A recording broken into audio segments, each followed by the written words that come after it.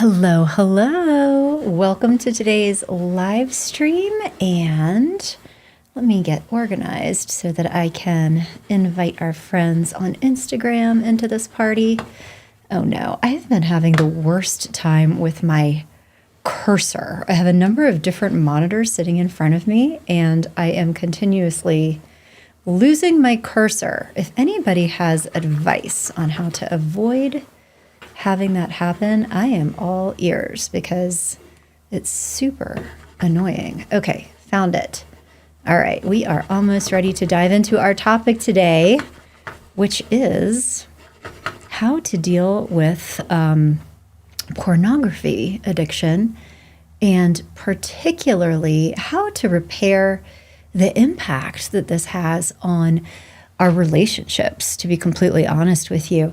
And we're going to get real today. I don't know if you caught this past week's podcast on love, happiness, and success, but I had the great pleasure of speaking with Sathya Sam, who is a real authority on this topic. We did a fantastic, I thought a fantastic, really in-depth interview. And he shared so much wisdom. And so if you would like to check that out, I'm going to include the link here. Oh no, where is it? Oh, it is not showing up here. Let me show it to you this way, maybe? No? Okay. All right, you guys. Well-oiled machine right here. But anyway, so here, I bet I could show it to you this way. If you come to my website, growingself.com /porn addiction recovery, or even just come to the blog and podcast section, you'll be able to access it. And certainly it's also just the most recent episode of Love, Happiness, and Success on Spotify, iTunes, wherever you listen. And so I had really wanted to talk to Sathya about this because, just transparently, this is not as strong of an area of expertise for me personally. While I frequently am working with couples to heal after all kinds of betrayal, I think that sex and porn addiction is kind of its own animal. And so while I think the relationship repair components of it can be similar from other types of betrayal or infidelity, when it comes to healing, certainly on an individual level from this, it does require a certain level of expertise. However, I did just want to make this space available for us in today's live stream as per usual, just to be making space available to check in with you guys to see if this topic resonated for any of you this past week, or brought up questions for you, or just to see if anybody in my community is currently struggling with this issue, so that I can provide you with some resources. So first of all, thanks everybody for joining today. And and this is a tough one because I really want to ask, is this something that you have struggled with, either personally or in your relationship? But raising your hand and saying publicly, yes, me, right here, that can be a little bit fraught, right? So I don't really want to put anybody into that situation. Now, I do, though, want to share a resource with you. If you would like to communicate with me or ask a question anonymously during this live stream, please use this link. It's growingself.com /Dear-Lisa. You can submit a message or a chat with me right over here. It'll pop up on my screen, and I'll be able to speak to it during our time together, but also while maintaining your confidentiality. So feel free to use that resource. But would anybody like to share an experience or a thought, or ask a question on this topic? I'm genuinely curious to know if this is a pain point for any of you guys. And if so, how I can be of service to you today during our time together. I mean, that is why I'm here for you. So I'll give you guys just a second. Think about what's going on. Do a check-in. Ask any questions, or, maybe you'd ask in for a friend type question. All good. And then we can talk about this if this is a topic that's important to you. personally, I thought it was fascinating talking to Sathya, very knowledgeable and very empathetic. I would absolutely encourage you to track him down on Instagram, Sathya Sam, Sathia. Let me just double check that. Sathia,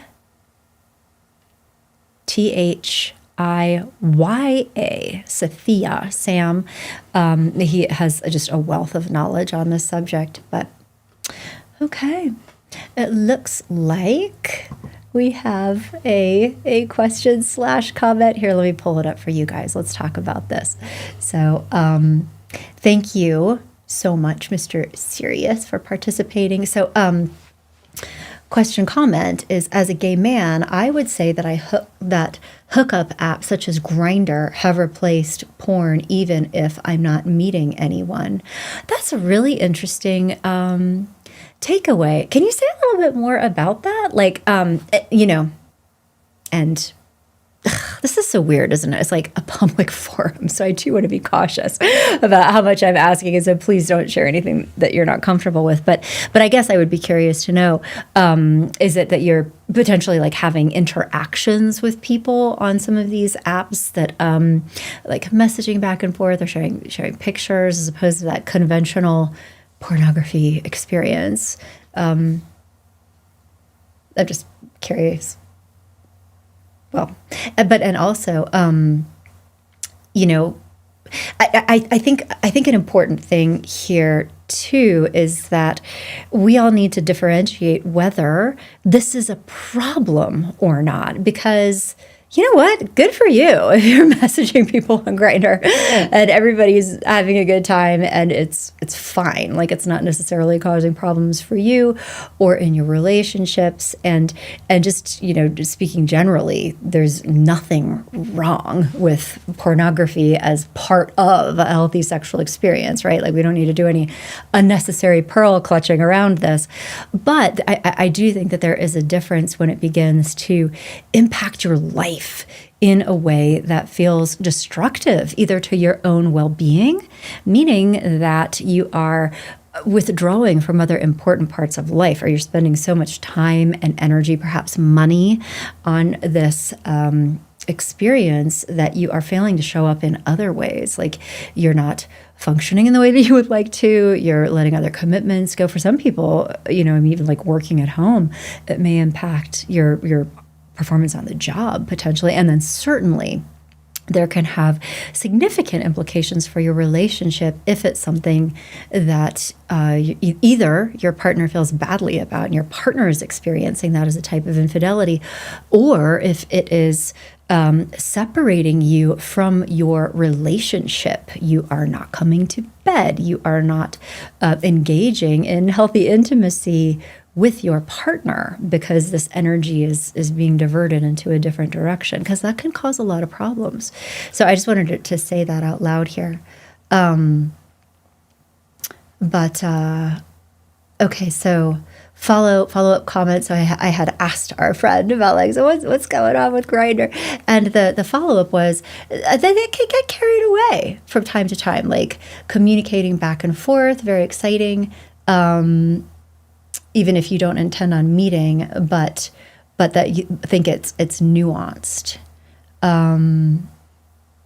Yeah, I'd love to hear more about the nuance if you're up for it. And also that you agree with that point that it is not inherently bad. So this is not a shaming thing or a moralistic thing. I think that this is for everyone. Like, it's one of those self-check-in moments. Like, is this good for me, and or at least a benign, right? I mean, we have all kinds of guilty pleasures, don't we? And I think also porn use or these types of interactions can be just a facet of multidimensional human sexuality that's fine, right?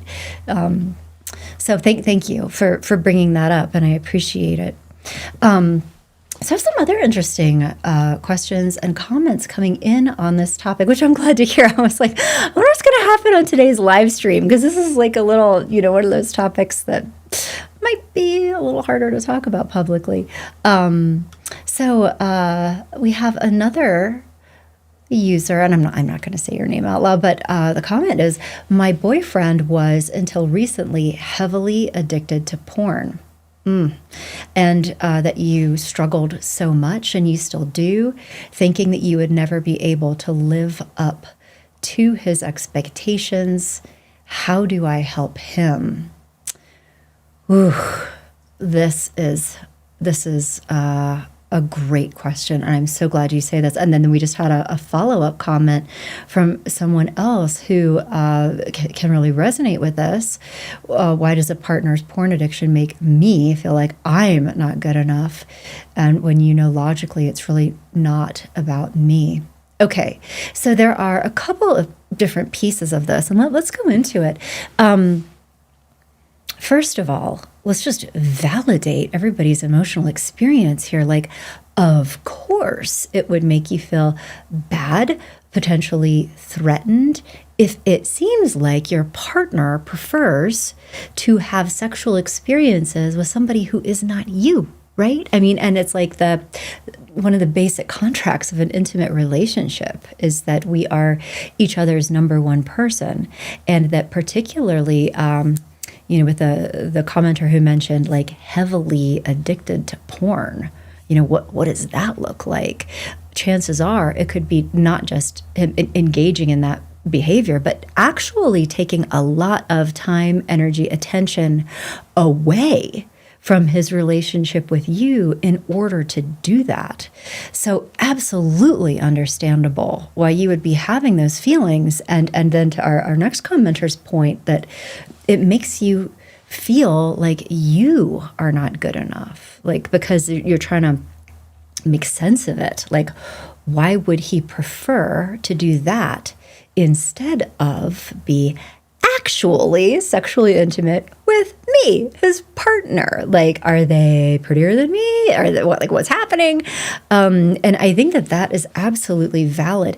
In my interview that again came out this past Monday on Love, Happiness, and Success with Sathya Sam, he goes into that, and we had a really interesting conversation about the fact that particularly in recent years, pornography has become something that is quite intense and also quite different than any experience of like IRL human sexuality, and it's designed to be that way, so that what people are seeing, what is being represented to them, is so far above and beyond anything that actually happens in real world intimate encounters, is that it has this inherently addictive experience. And, I don't know what age range you guys are in, but like, when I was a kid, my first encounter with pornography was like magazines that people would be laying around, which is like so cute in comparison to what is being beamed into our brains. And so the intensity and the impact is just like happening on a different level. And the result is that it triggers this addictive process that is very much tied into like big dopamine hits. It's like the difference between drinking a cup of tea versus like doing a bunch of cocaine. It's like it has a different impact on the brain. And so while I can understand that it would make anybody feel bad to be with somebody who is like showing you that they would rather do this than be with you, and is a huge problem in your relationship, we'll talk about that part too. That is my understanding of like the why behind it. And in my experience as a therapist, when people kind of sit with that and understand the mechanism behind it, it can go a long way in repairing your self-concept, frankly, your self-esteem, because it becomes less about you than this really unique and highly addictive experience that your partner is having. And I think that that's valuable when it comes to helping yourself feel better, because it helps you really understand and know that this is not about you, and it doesn't matter what you look like, what you do differently, the context or quality of your sex life. Like, zero of this is indexed when it comes to what's actually going on behind a pornography addiction. So those are my 2 cents. I hope that that helps. And I would be interested to hear your thoughts of that. And then we could speak to that other question about, like, so how do I help my partner if this is going on? But did that kind of meet the need, or do you have follow-up questions related to this one concept of what it feels like to be with someone who has a sex and porn addiction, and particularly, like, the number it takes on your self-esteem? Did that speak to it? I'll give you a second to respond, because I know that we have a bit of a time delay here. And then I also want to answer some of these other amazing questions and comments that are coming through, because these are really good. Yeah. While we're waiting, hey, let's just highlight this comment, because I think that this is important too. So our friend shared. Oops, let me turn this off. A friend, Mr. Serious, shared, what about couples who watch porn together? Is that potentially helpful if they're struggling to get in the mood, stressful lives, sex? Yes, of course. Pretty much anything that's like consensual and is positive, pleasurable, fun for both people, great, do it. You kids have a good time. Like, nothing wrong with it at all. And I know that for many couples is a nice part of their experience of healthy sexuality with each other. So yeah, all good. Okay, well, I will continue to hang out and wait to see if we have any follow-up comments about the self-esteem issue in particular. But let's go back to another point here that was brought up. So this is the commenter who was in a relationship with someone who, and it sounds like they did work on this. So she said, my boyfriend was until recently heavily addicted to porn. And that part of it was, living up to his expectations, that what this addiction did is rewired his brain into having, I would guess, highly unreasonable and unrealistic expectations of human sexuality. So again, I would really encourage you to shift away from thinking, like buying into that idea, because that idea is false and it will hurt both of you if you buy into that idea. So I would caution against that. But how can you help him? Well, actually, wait, let me make sure that I understand this. So I think what you're asking is, because you're saying that he has made some progress related to this porn addiction, but that the problem now is his expectations. So I guess I'm curious if you're asking me how you can help him with the addictive component itself, or with his perhaps unrealistic expectations that may still exist even if he's not engaging in that behavior. So I'll wait to hear back from about that a little bit more. Oh wait, here's a follow-up comment. Okay, thank you. So the follow-up, that your addictive partner had come to the point where he said he would enjoy seeing me having sex with another man because of his fantasies, and you struggle to recover from that. Yeah, I could see that, because it sounds like, I'm just interpreting from your question, that you had a very strong negative reaction to that idea. That is not something that would be positive or pleasurable to you. And perhaps it made you feel bad that he wanted that. And so that there was almost a bit of an attachment trauma that came from hearing him say that. And so that is completely understandable. And maybe that's tying into what you were saying before about like his expectations. So I'm thinking about what would be most helpful to you. And so kind of taking a step back from the sex and pornography addiction in particular, anytime that there has been a betrayal of trust or a betrayal trauma, which it sounds like his comment may have been, or an attachment wound, meaning that an event has disrupted that secure bond between you, making you feel unsafe with your partner in some ways. It's really, really important that that be repaired, and in a intentional way. There are schools of couples counseling, couples therapy. And this is really more of like a therapy thing. You know, if you listen to the Love, Happiness, and Success podcast, or if you attend these live streams, I mean, I am a huge proponent of evidence-based coaching when it is appropriate. But for this kind of traumatic experience, this is more of a therapeutic thing.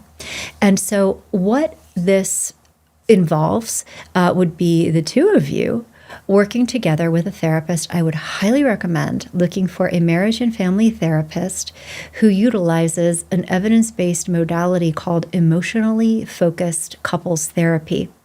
And the way that this works, this is an experiential modality, so it is not informational. You guys would be having experiences together in the presence of a therapist that would happen over time. I would say between probably 10 and 16 sessions. So this is not kind of a fast thing necessarily, but this is a big deal, right?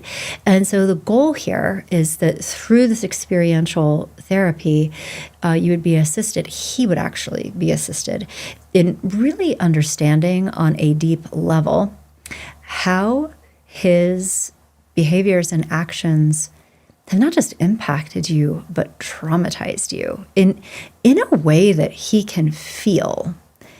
And when I say feel, some of the feelings that may come up for him, and this is a good thing, would be connecting with just this kind of experience that may include feelings of, dark emotions, regret, remorse, even some shame, even some fear, right? And that for the purpose, and we're not trying to punish him or torment him. That is not the goal. What the goal is helping him connect with empathy, with a felt experience of what this actually did.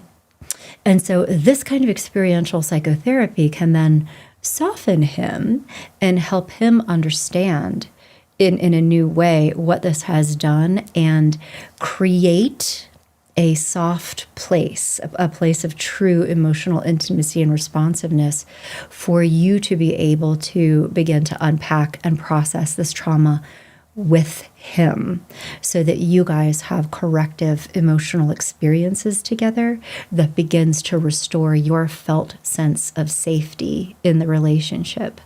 But it is very important that he have assistance to becoming receptive to this prior to attempting this, because if not, it's likely that you may be re-traumatized by that interaction. That was probably way more information than you wanted. I tend to go into details, but I hope just talking a little bit about the actual process and what the road to recovery involves and looks like is helpful for you, because I worry sometimes, especially in this day and age, we have like TikTok videos, we have little 30-second stories, right? That people are inclined to oversimplify this.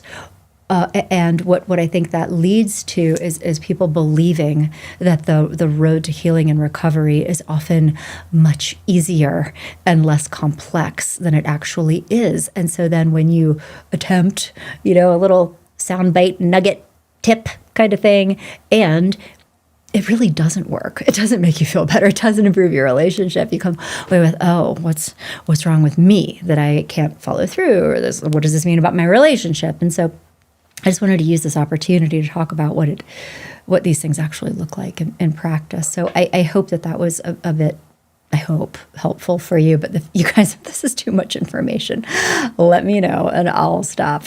But okay, and another follow-up comment here. Oh, yeah, great comments here. Following up, it's to say he always used to say that he might lose his control due to his addiction, but he has never cheated on me. Okay, but again, I mean, just how patently scary and traumatizing for you that this was even in the air, and that you're, I mean, I guess good that your partner has been being emotionally intimate and vulnerable and authentic, because it sounds like he has felt really out of control about this in the past, and that he's letting you into that. But so that's really scary to hear. It goes back to just, again, that core felt sense of safety in a relationship. And I could understand how that would have made you question that. And I think anybody would feel that way in your position. So thank you for bringing that up. And then another follow-up comment here, Kelly, you say, to build on that, for partners in recovery, how do we build back trust when there were lies and trust broken? Yeah, that's like the $1 zillion question, isn't it? And the answer is very slowly and over time, and typically through a structured process.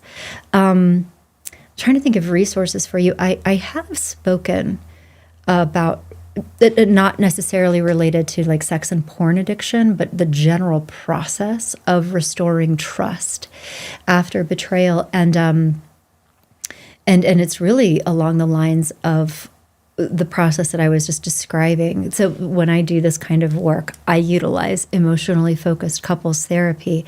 And what I'd like to say, first of all, is that you should not trust someone who has demonstrated that they are untrustworthy until you, first of all, have new information that they have done some work, and that things have changed enough so that you will not be re-betrayed, because it is really damaging if you become open, vulnerable, receptive to a trust-building process with someone, and you begin entering that space, and that other person is not yet trustworthy. Because, what I always tell people, it's like, regrettable things happen in relationships. People let each other down. People get tangled up in porn addictions. It is, easy to develop an attachment to another person, maybe even a sexual affair. And so these things happen. And when we find out and trust needs to be restored, it's like the first event. It's like somebody drops a big, heavy clay plate, right?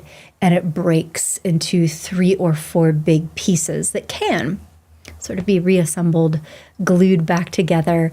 And what I always love is that beautiful metaphor. Oh no, I've forgotten what it's called. There's a Japanese pottery technique. I know you guys know what I'm talking about. It's like trite, but where pottery is like glued back together using gold or other precious metals. So it's reconfigured. You can kind of still see the broken pieces, but it's even more beautiful than it was before. And that is very frequently, in my experience, the outcome of deep restorative work that heals attachment wounds, restores trust, restores bonds, that walks through that experiential process that I described earlier, involving the person who perpetrated the betrayal, really getting it on a deep level, and then healing that experientially. It's gorgeous.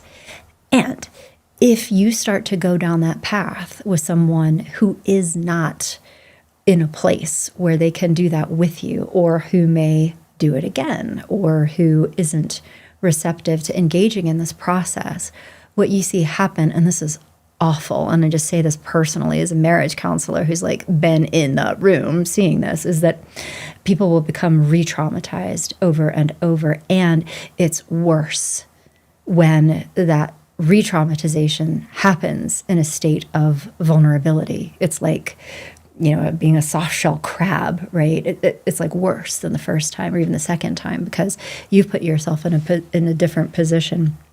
And so the metaphor, like, if this happens enough times, it's like dropping a wine glass. It turns to dust. Like there's almost nothing to put back together.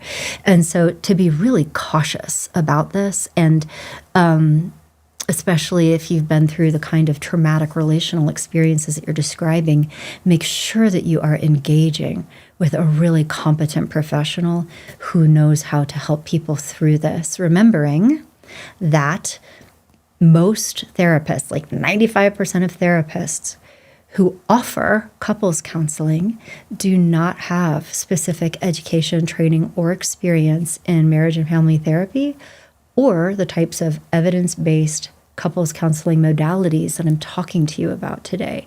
And so again, if you just show up in a random therapist's office and expect to do this with them, and they do not know how to guide you through this process, you can essentially set yourself up for failure, right? You start down this path, and then it's like that plate gets dropped 5 more times, and it's over. Like at a certain point, I mean, I don't mean to sound overly scary, but like it becomes very hard to try to put it back together again.